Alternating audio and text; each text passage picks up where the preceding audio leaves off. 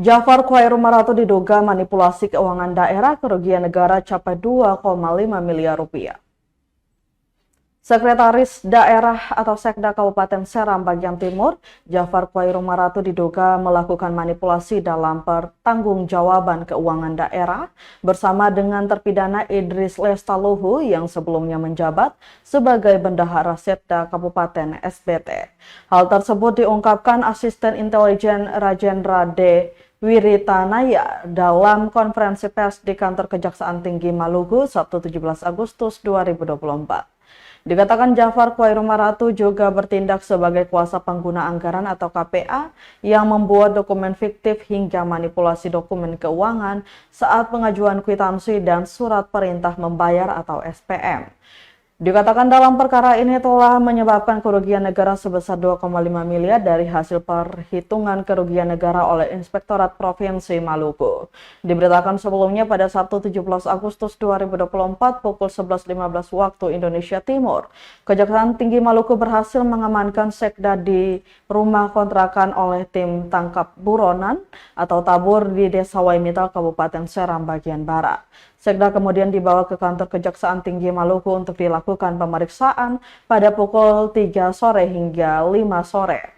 Setelah dilakukan pemeriksaan yang intens, Sekda langsung dibawa ke Rutan Kelas 2A Ambon untuk dilakukan penahanan selama 20 hari Sabtu 17 Agustus 2024.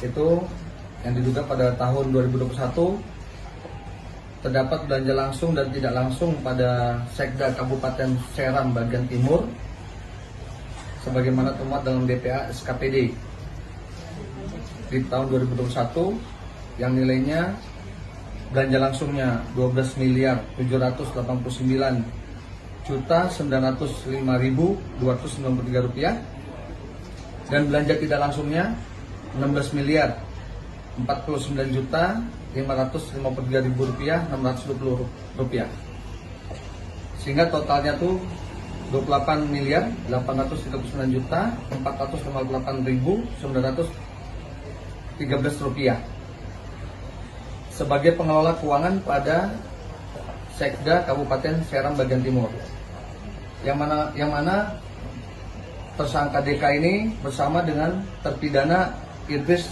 Lestaluhu selaku bendahara.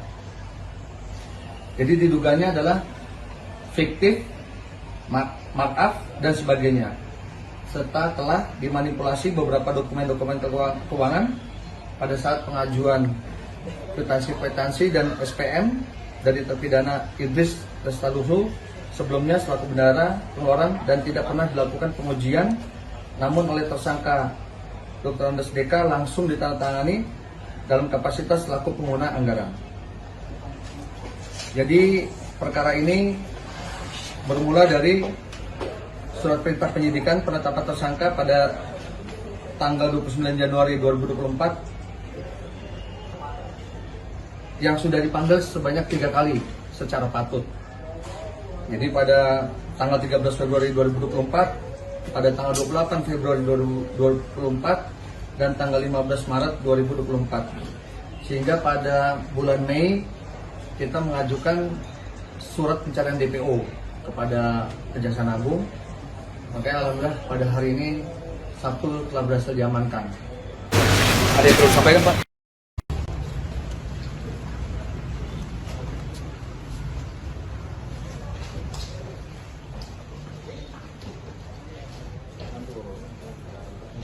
Download Tribun X sekarang, menghadirkan lokal menjadi Indonesia.